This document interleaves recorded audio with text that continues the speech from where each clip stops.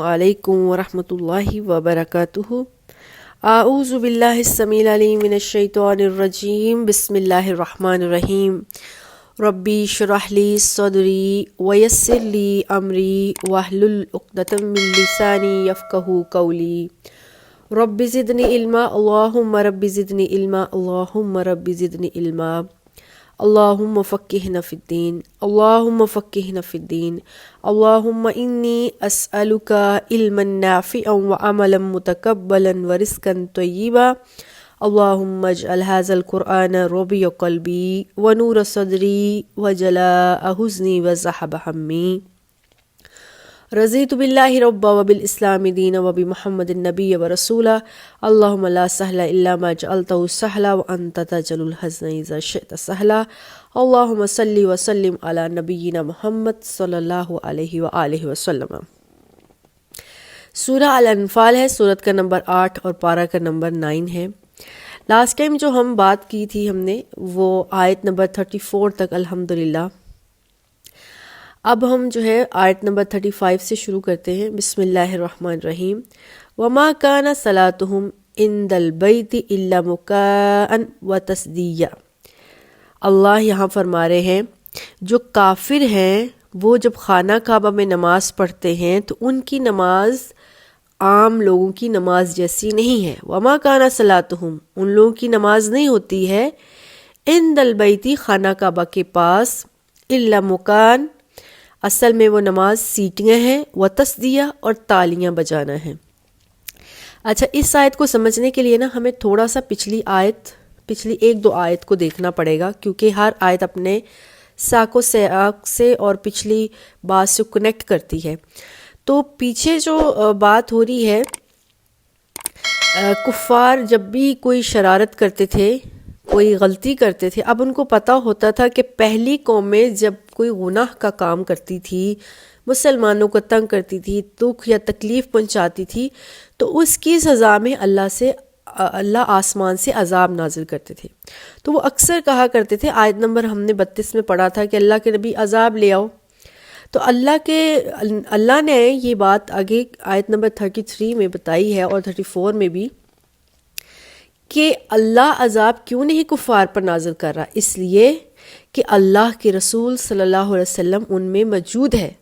अल्लाह के नबी की हस्ती की जो शान है, जो बरकत है, उस वजह से कुफ़ार पर अज़ाब नहीं आ रहा बावजूद उनकी गलतियों के। और दूसरी वजह अल्लाह ने क्या कहा कि अभी भी अल्लाह के रसूल के साथ साथ बहुत से नेक लोग सुहाबा अल्लाह से दिन रात इस्तग़फ़ार करते हैं, इबादत करते हैं। जिस जगह पर अल्लाह का इस्तग़फ़ार हो रहा है, अल्लाह की याद ताज़ा की जा रही है, उस जगह पर अल्लाह कैसे अज़ाब करे। तो अल्लाह ने कहा कि तुम पर अभी तक जो अज़ाब डिले हो रहा है, मुलतवी हो रहा है, इसका मतलब ये है कि तुम में अल्लाह के रसूल सल्लल्लाहु अलैहि वसल्लम की अज़ीम हस्ती मौजूद है। और इसके अलावा क्या है, इसके अलावा अल्लाह के नबी की उम्मत है, रसूलुल्लाह है, मोमिनीन की जमात है जो हर वक्त अल्लाह से इस्तग़फ़ार करते रहते हैं। वगरना जो हालात कुफ़ारे मक्का के थे, आयत नंबर हम 34 में जो लास्ट पढ़ा था, वो खाना काबा के मतवल्ली बने बैठे थे और किसी को खाना काबा के अंदर आने की इजाज़त नहीं थी। कोई मतवल्ली भी हो खाना काबा का, तो वो किसी को खाना काबा में दाखिल होने से रोक नहीं सकता, इबादत करने से रोक नहीं सकता। मतवल्ली का ये हक़ नहीं होता। असल में उन्होंने बैतुल्लाह पर कब्ज़ा किया हुआ था और वो कहते थे कि हम हज़रत इब्राहीम अलैहिस्सलाम की औलाद हैं, और औलाद होने की निस्बत से अब हम ये हक़ मिल गया है कि हम खाना काबा के मतवल्ली हैं, रखवाले हैं, हम इसके निगरान हैं, हमारा खाना काबा है, हम जिसको चाहें अलाउ करें, जिसको चाहे ना करें। तो अल्लाह सुब्हानहू व तआला ने कहा है कि इब्राहीम अलैहिस्सलाम का जो दीन था वो तो एक अल्लाह को मानने वाला दीन था। अल्लाह के नबी इब्राहीम अलैहिस्सलाम मुवहिद थे, दीनदार थे, इस्लाम वाले थे, मुशरिक और काफिर नहीं थी। तो इसका क्या मतलब है, इब्राहीम की औलाद अगर मुवहिद नहीं है, मुशरिक है, तो वो उसकी औलाद में आती नहीं। پہلے پارے کے اینڈ میں سورہ البقرہ میں ہم نے پڑھا تھا، جب حضرت یعقوب علیہ السلام جو آگے سے پوتے ہیں حضرت ابراہیم کے، وہ جب اس دنیا سے جانے لگے تھے تو انہوں نے بھی اپنی اولاد کو اکٹھا کر کے کہا تھا کہ میرے بعد تم کس کی عبادت کرو گے؟ تو سب نے کہا تھا اللہ کی۔ تو انہوں نے واضح کہا تھا کہ جو اللہ کی عبادت کرے گا، جو مومن ہے، وہ میری اولاد ہے، اور جو کافر ہے، مشرک ہے، میں اس کا کوئی ذمہ نہیں لیتا ہوں، اس کے بارے میں میرا کوئی دعویٰ نہیں ہے۔ اور یہ بات تاریخ سے ثابت ہے، نوح علیہ السلام اور لوط علیہ السلام جب ان کے گھر والے اہل جو ہیں وہ جب مومن نہیں رہے، کافر اور مشرک ہوئے، تو وہ ان کے اہل ہی نہیں کہلائے، بلکہ نبیوں کے اہل تو وہ ہوا کرتے رہے ہیں ابھی تک جو کہ اسلام والے تھے، چاہے وہ نبی کے خاندان سے بھی نہ ہوں۔ تو یہاں اللہ نے کہا ہے کہ خانہ کعبہ کی تولیت کے لیے، خانہ کعبہ کے ولی بننے کے لیے اول شرط یہ ہے کہ بندہ پرہیزگار ہو اور اللہ کا تقوی ہو، وگرنہ ابراہیم کی اولاد سے ہونا یا نہ ہونا یہ شرط نہیں ہے۔ تو اب کافر جو ہیں وہ مشرک ہیں، کافر جو ہیں وہ اللہ کو نہیں مان رہے ہیں، تقوی و پرہیزگاری تو دور کی بات، وہ سرے سے اللہ کی ذات کو ہی صحیح طرح سے تسلیم نہیں کرتے، تو کیسے خانہ کعبہ کے متولی ہو سکتے ہیں؟ اور پھر اللہ نے بتایا ہے اگلی آیت جو اب ہم پڑھ رہے ہیں، آیت نمبر 35، کہ خانہ کعبہ میں کفار کی جو عبادات کے طریقے تھے وہ عجیب و غریب تھے۔ مشرک جو متولی بنے بیٹھے تھے خانہ کعبہ کے، وہ کیا کرتے تھے؟ خانہ کعبہ کے اندر ننگے ہو کر طواف کرتے تھے۔ انہوں نے اللہ کے گھر میں ہی بہت سے دیوی دیوتاؤں کے بت بنا کے رکھے ہوئے تھے۔ یہ بھی ایک بہت بڑی توہین ہے اللہ کی، نعوذ باللہ من ذالک۔ اوپر سے وہ سیٹیاں اور تالیاں بجا کے اپنی تفریح کا سامان کیا کرتے تھے، اور اس بات کو انہوں نے عبادت کا نام دے رکھا تھا۔ اب ان کا یہ دعویٰ ہے کہ جب اللہ کے نبی ان کو منع کر رہے ہیں کہ اللہ کے گھر کے اوپر جارحانہ قبضہ نہ کرو، اور اللہ کے گھر میں اس طرح سے عبادت کرو جیسے اللہ کی شان ہے، اور اللہ کے اس کے رسول کے خلاف مت چلو، یہ تین باتیں اللہ کے نبی ان کو کہتے رہے، تو الٹا یہ کہ وہ اللہ کے نبی کی بات کو سنتے، وہ یہ دعویٰ کرتے تھے اگر مسلمانوں کا دین سچا ہے تو ہم پر عذاب کیوں نہیں آ جاتا؟ چونکہ وہ یہ سمجھتے تھے کہ عذاب اب تک جیسے پہلے زمانوں سے چلا آ رہا ہے، جب بھی کوئی قوم غلطی کرتی تھی تو ان کے اوپر عذاب آتا تھا، پتھروں کی صورت میں، خوفناک چیخ کی صورت میں، یا زبردست زلزلہ کی صورت میں۔ تو وہ سمجھتے تھے اس طرح کا عذاب آئے گا، لیکن کبھی کبھی اللہ سبحانہ وتعالیٰ خرق کی عادت کے علاوہ بھی عذاب نازل کرتے ہیں، یعنی ایک طریقہ جو ایک عرصے سے رائج ہوتا ہے، اللہ اس طریقے میں تبدیلی بھی کر لیتے ہیں۔ اللہ کی ذات ہے، اللہ جو چاہے کر سکتا ہے۔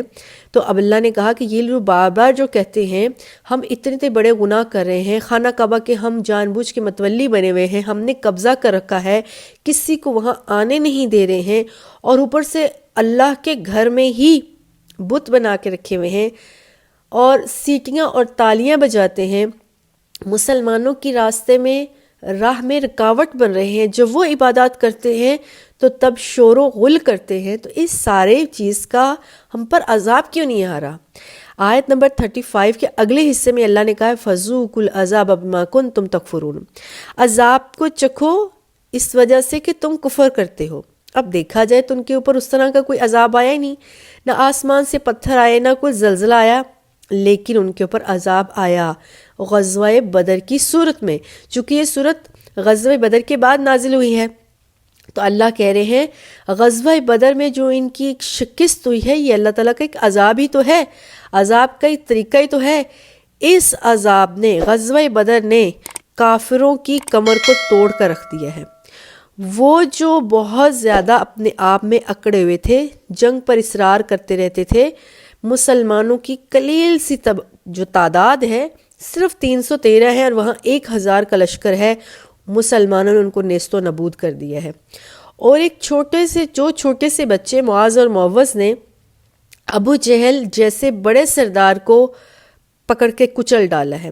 تو جب ان کا سردار چلا گیا ہے اور ان کے ساتھ اتنا برا سلوک ہوا ہے کہ 70 مارے گئے ہیں، وہ بھی 70 نامور قسم کے لوگ، اور اس کے علاوہ 70 قیدی بن گئے ہیں، اور وہ جو قیدی بنے وہ بھی کوئی معمولی لوگ نہیں بنے، ان کے بڑے بڑے سردار قسم کے لوگ قیدی بنے ہیں۔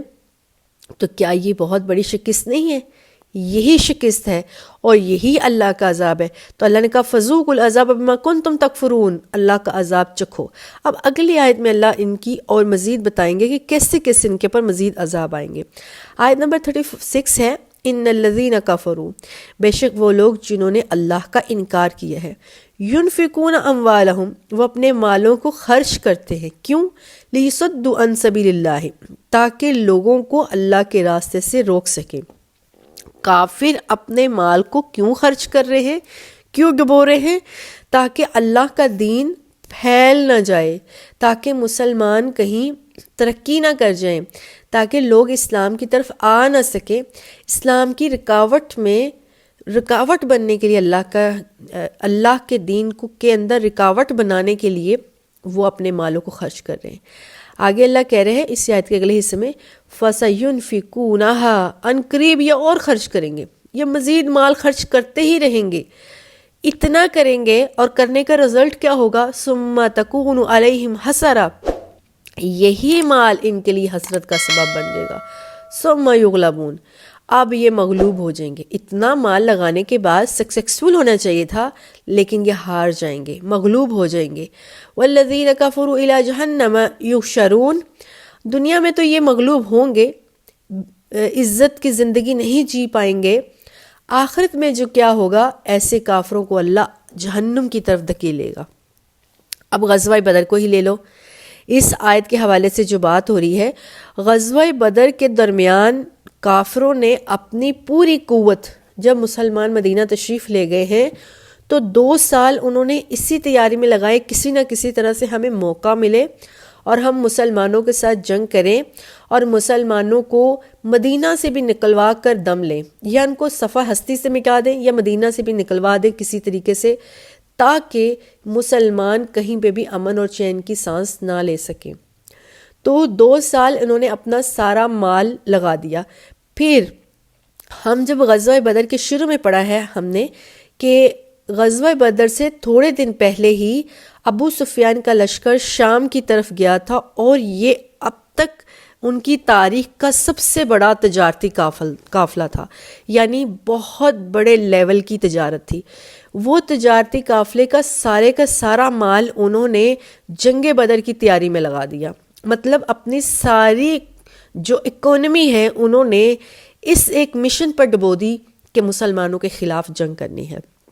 اور اللہ کہتا ہے یہیں پر بات ختم نہیں ہوگی، فَسَيُنْفِقُونَهَا، ان قریب فیوچر میں یہ مال خرچ کرتے رہیں گے۔ اور جب یہ غزوہ بدر میں آ گئے جنگ کے درمیان میں، تو 1000 کا لشکر کی جو روزانہ کی خوراک تھی 10 اونٹ ذبح کرتے تھے، اور وہ ان کے اندر کھانا تقسیم ہوتا تھا۔ چونکہ مومن ہمیشہ کم کھاتا ہے، احادیث میں ہے کافر زیادہ کھاتا ہے اور مومن ہمیشہ کم کھاتا ہے۔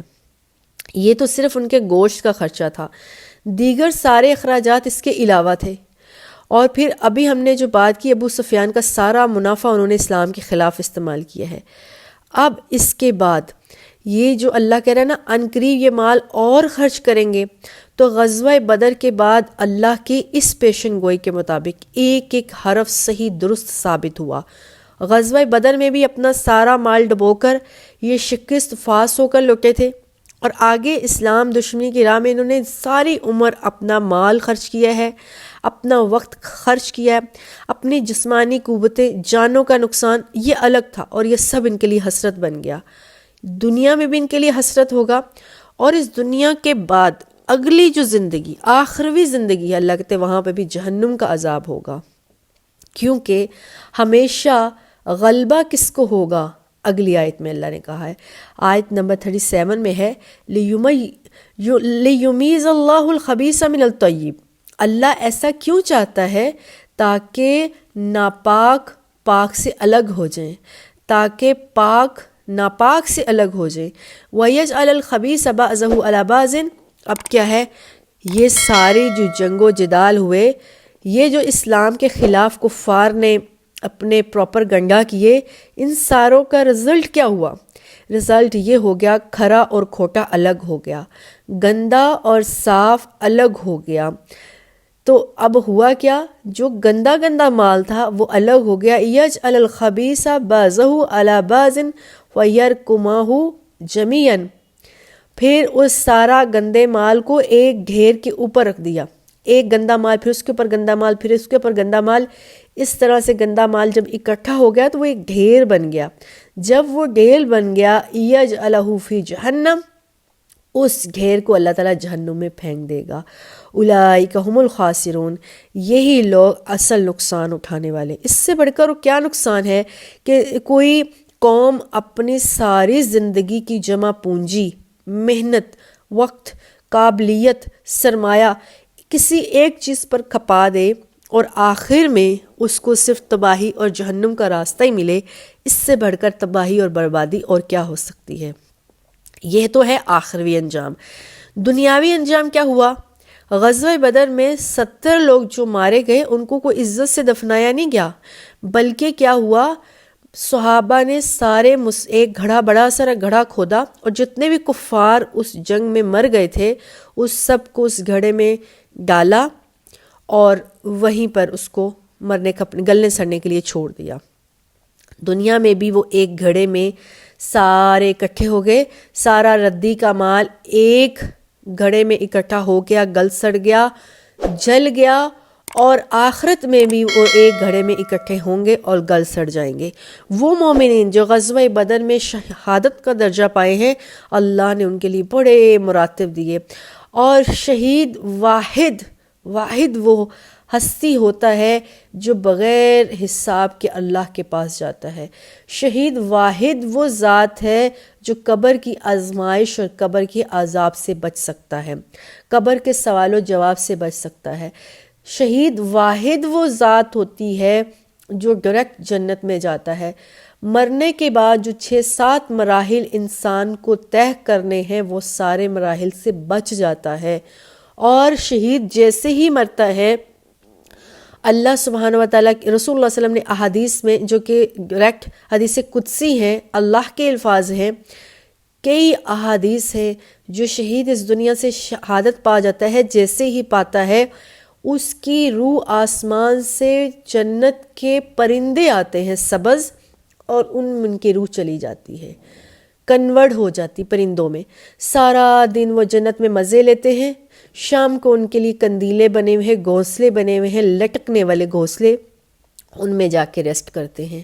ہاں، شہید کی باڈی جو ہے وہ قبر میں پڑی رہتی ہے، اور وہ باڈی بھی بغیر کسی نقصان کے پڑی رہے گی، اور قیامت کے دن وہ جب سور پھونکا جائے گا اس دن کھولی جائے گی۔ اس سے بڑھ کر کسی کو کوئی درجہ ملے تو کیا ملے کہ جیسے ہی شہید شہادت کا مرتبہ پاتا ہے، پہلے خون کا قطرہ زمین پر گرتا ہے، اللہ اس سے راضی ہو جاتا ہے، اس کا اپنا دیدار کروا لیتا ہے اور اس سے پوچھتا ہے تمہیں اب کیا چاہیے؟ تو اس کو پھر کچھ نہیں چاہیے ہوتا، اس کو اللہ کی سربلندی کی ہی خواہش ہوتی ہے، اللہ کے دین کو سر بلند کروں اور میں پھر شہید ہو جاؤں، کیونکہ شہید ہوتے وقت جو مرتبہ، جو شان مل رہی ہوتی ہے، جو اعزاز مل رہا ہوتا ہے، وہ شہادت کے والی موقع والا جو مومنٹ ہوتا ہے، شہید اس کو بار بار جینا چاہتا ہے۔ تو یہاں پر جو اللہ نے شہادت کے مراتب اور وہ ساری بات ہے، یہ کفار کو تو نہیں ملی اور کفار کو نہیں ملے گی، چونکہ اللہ نے کھرے اور کھوٹے کو الگ کر دیا۔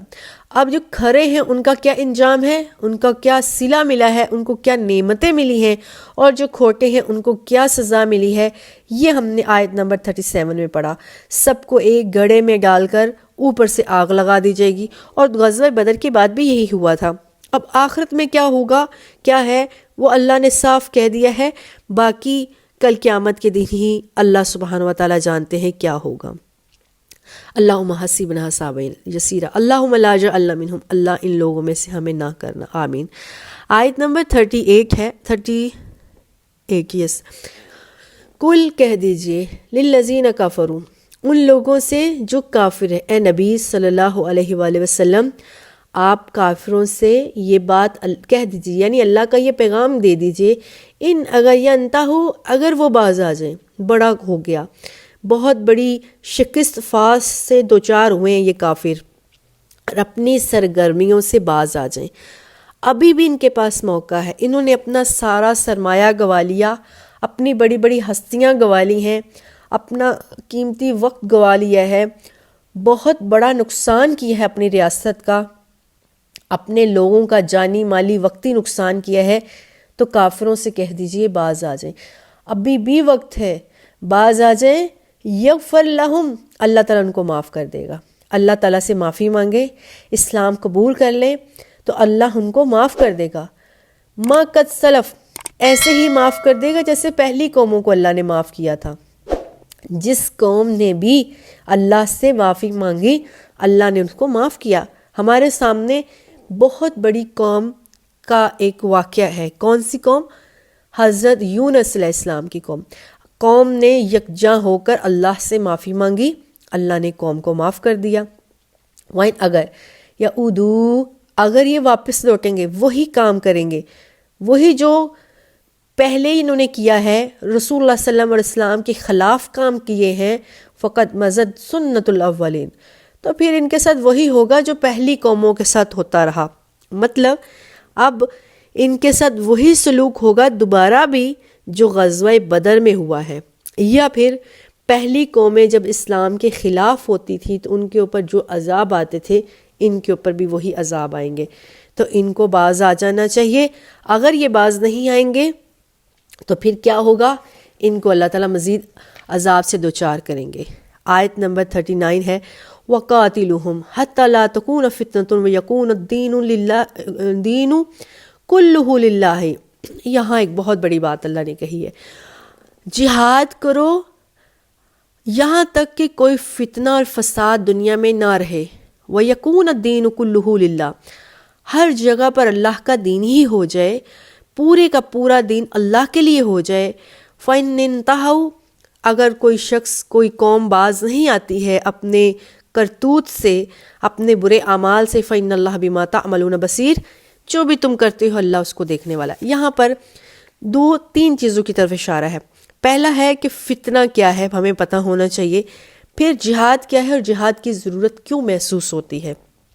آیت نمبر 39 میں جو بات ہے، تو فتنہ کیا ہے؟ فتنہ اپنے اندر بہت وسیع مطلب رکھتا ہے، لیکن یہاں پر ہم سمپل بات کریں گے، ہر وہ کوشش، ہر وہ کام جو اسلام کے خلاف ہے یا اسلام کے راہ میں رکاوٹ بن رہا ہے، وہ ہے فتنہ، اور اس رکاوٹ کو راستے سے ہٹانا اور اسلام کے راستے کو صاف کرنا، اس کا نام ہے جہاد فی سبیل اللہ۔ بہت سمپل مطلب ہے۔ اب جہاد جو ہے وہ دو قسم کا ہو سکتا ہے۔ نمبر 1، ایسے جگہ جہاں مسلمان ہیں وہاں پر کافر ان کو شرعی کام کرنے نہیں دے رہے ہیں، ان کو اپنی زندگی اسلام کے مطابق گزارنا نہیں دے رہے ہیں، اور اس قسم کے جہاد کو دفاعی جہاد کہتے ہیں۔ دوسرا جہاد ہے مسلمان جہاں رہ رہے ہیں وہاں تو اسلام امن سے وہ گزار رہے ہیں، ان کو کوئی تنگی نہیں ہے، آزادانہ اسلام کے مطابق زندگی گزار سکتے ہیں، لیکن اگر وہ اسلام کو دوسرے لوگوں تک پہنچانا چاہیں تو پھر اسلام کے راہ میں رکاوٹ بنائی جاتی ہے۔ ایسی قسم کے جہاد کو جارحانہ جہاد کہتے ہیں۔